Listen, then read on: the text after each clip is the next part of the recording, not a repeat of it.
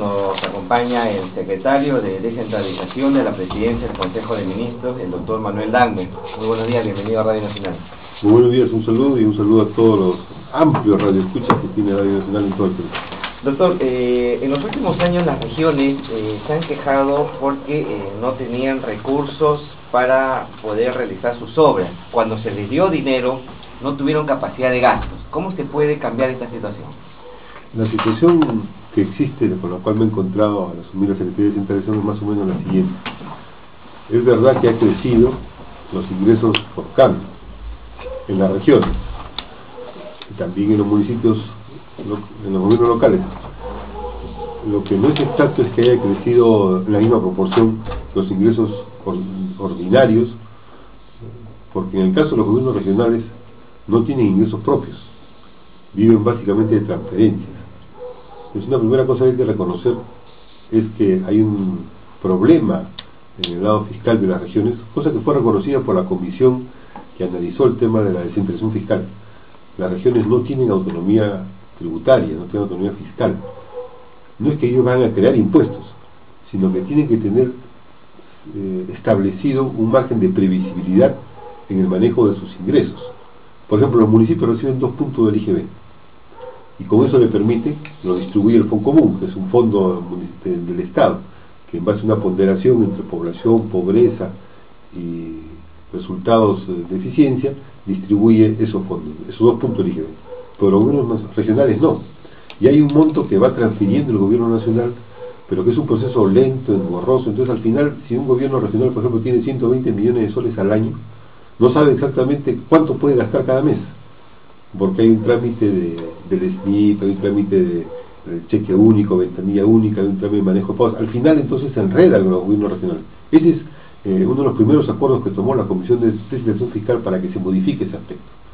Un segundo tema es que entre el gobierno nacional y los gobiernos subnacionales en los últimos años se ha creado una malla, una red que dificulta que efectivamente pueda haber una mejor ejecución del gasto.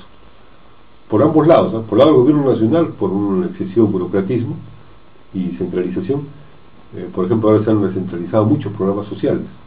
Y por el lado del gobierno, los gobiernos locales y municipales, por falta de eficiencia, por falta de desarrollo de capacidades. Y en tercer lugar está el tema del CAN, que es lo más notorio, lo que más se conoce, que hay un fondo de algunos sectores que tienen una alta ingreso por cano, o que lo gastan mal o no saben cómo gastarlo. Entonces hay que, o también el tema del canon lo reciben solo algunos, entonces hay una brecha territorial entre algunos sectores que tienen canon y otros que no tienen, que requieren medidas de compensación por parte del gobierno nacional. Ahora, ¿estas facultades, doctor, se van a poder implementar en lo que queda de este año o será para el ejercicio presupuestal del próximo? Es para el próximo año ciertamente, pero debe desde ahora concordarse varias propuestas normativas para ser incluidas en el presupuesto del próximo año. En ese sentido hemos conversado con varios presidentes regionales, he conversado con casi todos ellos y debemos tener una reunión en septiembre para ver el tema de la descentralización fiscal, y es un tema que está viendo el Poder Ejecutivo para poder ser justamente tratado adecuadamente y resuelto, porque eso permitiría que frente a la crisis mundial, como dice el presidente del Consejo de Ministros, Ramón Lerner, el país está fuerte, tiene capacidades, pero justamente hay que tomar algunas decisiones claves, y una de esas es comprometer a los gobiernos regionales y gobiernos municipales en un esfuerzo de inversión y de promoción adecuada de los recursos. Doctora Dangmer, uno de los temas que fue materia de discusión, de debate, fue el hecho de los recursos de las regiones, el tema del canon, básicamente, que algunas regiones sí tenían en cantidades de dinero, no sabían cómo gastarlo, es cierto, y otros que no tenían nada. Se habló en algún momento de tratar de hacer equitativo, un reparto equitativo del canon.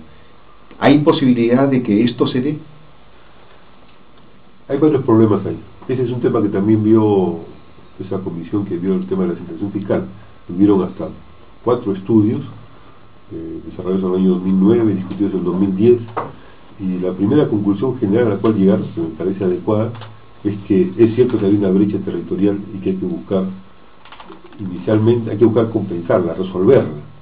Esto es, en algunos lugares hay minería, hay petróleo, en otros lugares no hay, y por eso algunos lugares tienen canon y otros no tienen canon. Como ha crecido mucho los ingresos por canon, esa diferencia territorial, si se mantuviera en esa escala, en 10 años el país terminaría con una división muy profunda desde el punto de vista territorial. Ese es un problema detectado.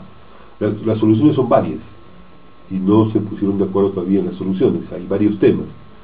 Un acuerdo sí general que tiene que haber alguna forma como el Estado Nacional a los municipios y regiones que no tienen canon pueda compensar en relación a aquellas que reciben canon.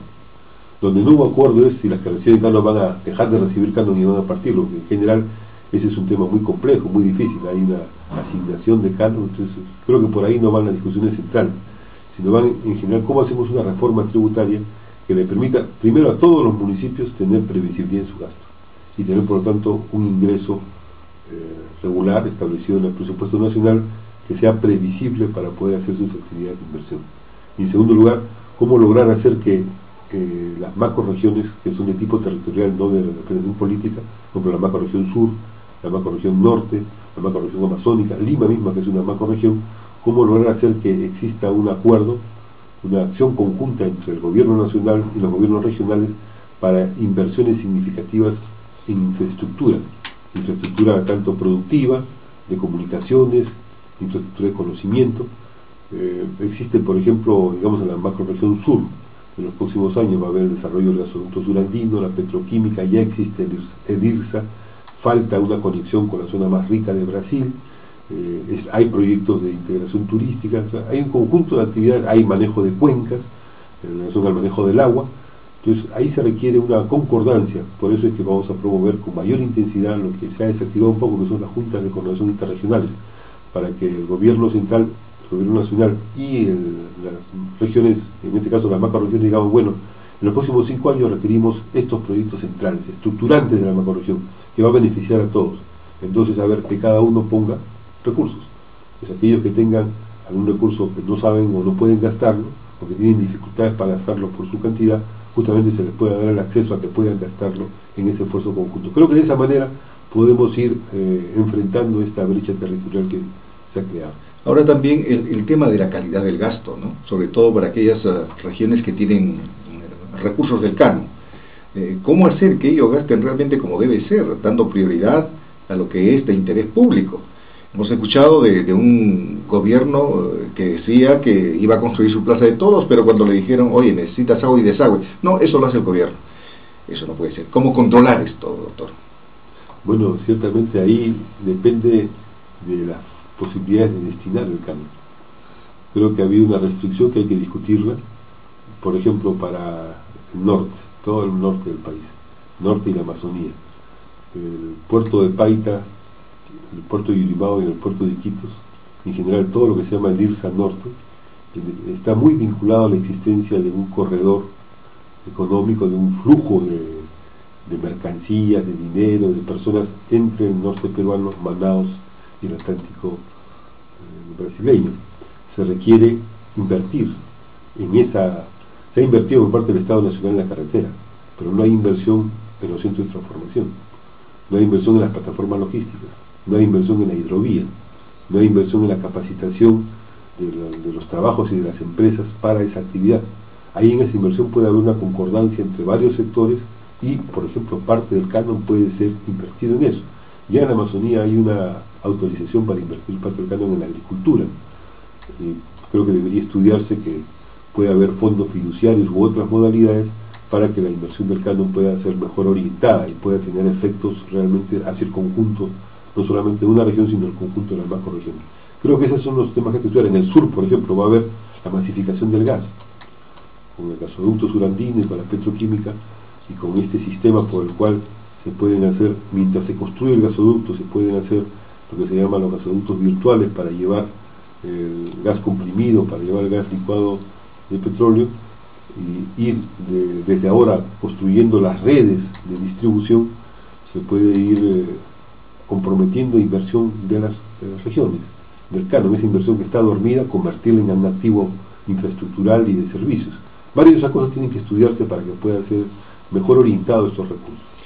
El tema de la elaboración de proyectos era otro tema también que quedaba pendiente.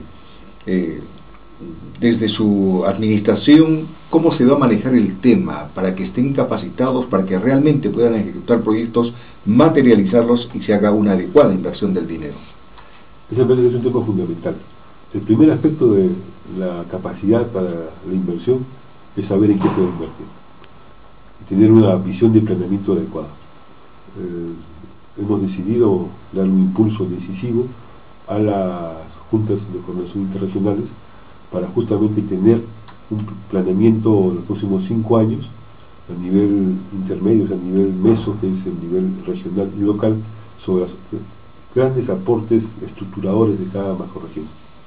Ese planeamiento permitirá tener de manera sostenida, que se requiere, por ejemplo, hacer toda la conexión de hidrovías y hacer toda la relación en el norte, trabajarla sistemáticamente, que se requiere impulsar el esfuerzo nacional y regional para tener la carretera alterna a la carretera central en el centro del país, que es un problema permanente desde hace muchos años, que se requiere invertir un periodo largo, 5 o 10 años, pero desde ahora empezar a hacerlo, en los próximos 5 años plantearse ciertas metas en conjunto, y todos aportar para eso, tanto el gobierno nacional como gobiernos regionales y municipales. Entonces, lo primero es tener un planeamiento para una adecuada ejecución. Cuando no hay planeamiento y no hay horizonte al cual se puede trabajar sistemáticamente, el gasto se hace cada año en varias cosas que aparecen de inmediato y así se va perdiendo el dinero, o se va invirtiendo en cosas que no son muy importantes. Un segundo aspecto es capacitar a los funcionarios que están a cargo. Vamos en la Secretaría a desarrollar diversos mecanismos de capacitación. Existen instrumentos de diplomados y otros más que vamos a lanzar con toda fuerza para justamente poder en 2 o 3 años tener promociones de funcionarios que se capaciten y que sean reconocidos por los gobiernos locales y regionales para su carrera, para su trabajo en la administración, pero que sean al mismo tiempo certificados con la más alta calidad para su ejecución efectiva. Entonces vamos a buscar consolidar un núcleo amplio que existe. Hay muchísima gente en las regiones muy capacitada, pero yo recuerdo cuando estaba hace muchos años, cuando habían los etales todavía y se había caído ya el gobierno de Fujimori, estábamos en el gobierno de transición, en el gobierno de Toledo, ya había el Ministerio de la Presidencia, estamos activando el Ministerio de la Presidencia y empezamos a decir cómo modificamos el tema de los etales, y me encontré que había alguna gente que era experto, por ejemplo, en hacer mapas, y en sus etales lo utilizaban para dibujar las tarjetas de invitación a las fiestas. Entonces, estaban mal ubicados. Hay cantidad de personas que tienen una muy buena experiencia y tenemos una fuerza de trabajo activa, humana, muy importante, que están mal ubicados, que hay que reformular en las regiones. Buscar las capacidades, seguramente, de cada persona. Potenciar las capacidades de los funcionarios, de los trabajadores, que tienen muchas, y en algunos casos hay que apuntalar, hay que desarrollar, hay que ampliar, hay que hacer un esfuerzo común para ampliar las capacidades. Ahora, seguramente para usted también va a ser un problema tremendo trabajar con más de 20 regiones, cuando tenemos finalmente la regionalización concreta y real del país. Ese es un proceso bien importante. La idea es que la región no es un tema aislado de la descentralización. Descentralizar el Perú quiere decir lograr una mayor unidad de la nación. No es fragmentar la nación, no es partir la nación, no es empezar a quitarle todo al gobierno central para que no haya gobierno nacional. Lo que se requiere es una nueva relación entre los 3 niveles de gobierno que fortalezca el conjunto de la nación. Y eso significa democratizar más el poder, incorporar más a las sociedades, a las representaciones, a los gobiernos subnacionales en el ejercicio de las funciones públicas y tener políticas públicas adecuadas. Para ello es que posiblemente terminemos este semestre todo lo que se refiere al Plan Nacional de Descentralización y Regionalización, que es un solo plan, y convoquemos todo el próximo año para construir un nuevo consenso nacional. La descentralización es una política de Estado, no se puede aplicar de mano militar o por orden burocrática, tiene que ser construida como un consenso. Y en este momento hay una confusión en el país. Por ejemplo, hay una gente que cree que estamos en un régimen casi federal. Entonces hubo todo un sector que planteaba que hubiera una especie de nivel de gobierno donde el gobierno nacional, el regional y el municipal estuvieran en pie de igualdad y fuera eso el órgano de gobierno del Perú. Nosotros no somos un país federal, nosotros somos un país unitario que debe ser descentralizado. Estamos en la pugna, en la lucha por descentralizarlo, pero no por acabar con la unidad de la nación, sino por consolidar la unidad de la nación. Entonces tenemos que recuperar ese sentido de la unidad y al mismo tiempo garantizar las condiciones de la democratización. Y por eso es que la regionalización es una parte. Ahora, debe haber regiones, yo creo que tiene que haber 2 conceptos diferenciados, que están en la ley de bases, pero que no se muchas veces no se han entendido. Yo participé en la elaboración de la ley de bases, en ese momento yo estaba como en la Secretaría Técnica del Ministerio de la Presidencia, y trabajamos la ley de bases para que luego de la caída de la dictadura que hipercentralizó el país, hubiera justamente la creación de un nivel de gobierno. Y se optó por los departamentos para ir hacia un cambio. ¿A qué cambio vamos? Aquí hay 2 niveles diferenciados. Las zonas que se llaman macrorregionales, que son articulaciones del territorio para políticas públicas que manejen el conjunto de ese territorio, en el sentido de que hay una relación compartida entre el gobierno nacional y el gobierno regional en temas de manejo de cuencas, en temas de transporte intermodal, o sea, vial, ferroviario y otros más, en temas de infraestructura de conocimientos. Eso es lo que se requiere en cuanto a la parte infraestructural. En el Perú tenemos, digamos, en cuanto a macrorregiones, unas 6 macrorregiones, o 7, depende cómo uno haga la delimitación territorial. La Amazonía es una de ellas, el norte, el sur, Lima mismo, ¿no? Entonces ahí se requiere ese tipo de política. Eso hay que consolidarlo, para eso vienen las juntas internacionales. Y se requiere además que haya una ampliación de las regiones políticas. Todas las regiones políticas reposan en los departamentos. Y hay zonas donde deben, producto de la propia población, no producto de una orden burocrática, sino producto de la propia población, deben llegar al convencimiento que más van a ganar si se unen y construyen un nivel de autoridad conjunta. Por ejemplo, hay zonas donde uno puede decir, bueno, y Tacna y Moquegua, ¿por qué no se unen? Piura y Tumbes, ¿por qué no se unen? Eso tiene que discutirse, y eso no lo puede discutir ni el gobierno ni una autoridad nacional, eso se discute desde la población misma. Entonces hay que construir un mecanismo que permita que si tengamos regiones políticas más amplias, con mayores competencias, con mayores atribuciones, pero surgida de la propia base, del propio pueblo, de la propia ciudadanía. Esos son los dos niveles que vamos a trabajar para construir un consenso de que esa debe ser la vía para fortalecer la descentralización. ¿Cuál va a ser el trabajo que se va a hacer? Porque ya hemos tenido precisamente experiencias anteriores, se convocó inclusive a referéndum, a elecciones para regionalizar el país sin mayor resultado, y quedaron tal como están actualmente, en departamentos virtualmente. Es que hubo errores en los dos momentos. Había dos respuestas que han sido erróneas. La respuesta del referéndum que se hizo en el gobierno de Toledo, en el cual el referéndum estaba planteado para que cada departamento buscara con quién se unía en función de tener algunos mayores beneficios fiscales. Entonces, por ejemplo, Lambayeque un día amanecía asociado con Piura y el día siguiente amanecía asociado con Cajamarca. Pero uno no puede mover la cuenca, el desierto, las vías, uno no puede moverlos así de noche a la mañana por un interés de cuánto me va a dar más la parte fiscal. Uno tiene que mirar el desarrollo del territorio. Ese fue el error, y por eso en esa circunstancia hubo una votación masiva a favor del no en muchos lados, y solamente en Arequipa una vocación de decir sí, ampliemos. Creo que ese fue el error de ese referéndum. Y ahora lo que tenemos es que en los últimos 4 años el gobierno aprista, el gobierno de Alan García, hizo una especie de esquizofrenia. Lanzó a un consejo que se llama Consejo Intergubernamental, donde planteó de que iba a haber una especie de órgano federal, donde iban a estar en un mismo órgano de gobierno, con las mismas atribuciones y competencias, todo el Consejo de Ministros, todos los parlamentarios y un grupo de alcaldes elegidos entre el conjunto de alcaldes del Perú. Pero en el Perú, de acuerdo a la Constitución, el organismo normativo máximo es el Consejo de Ministros, y el presidente, que es el jefe del Estado, solamente existe jurídicamente porque tiene refrendo ministerial. No puede haber un organismo encima del Consejo de Ministros. Entonces, ese organismo que se planteó como si fuera ya el órgano federal, resulta que no tiene que ser reformulado. Se ha empezado a reformular con su reglamento. Y frente a ese intento máximo del federalismo, o casi virtual federalismo, se recentralizaron los gastos públicos. O sea que en los últimos 3 años hemos vuelto al 2000 en cuanto al gasto público. Entonces, eso hay que corregirlo. Hay que efectivamente tener una política que nos garantice las macrorregiones y el trabajo hacia la unidad y el convencimiento que hay que tener regiones políticas más amplias y vinculadas entre ellas.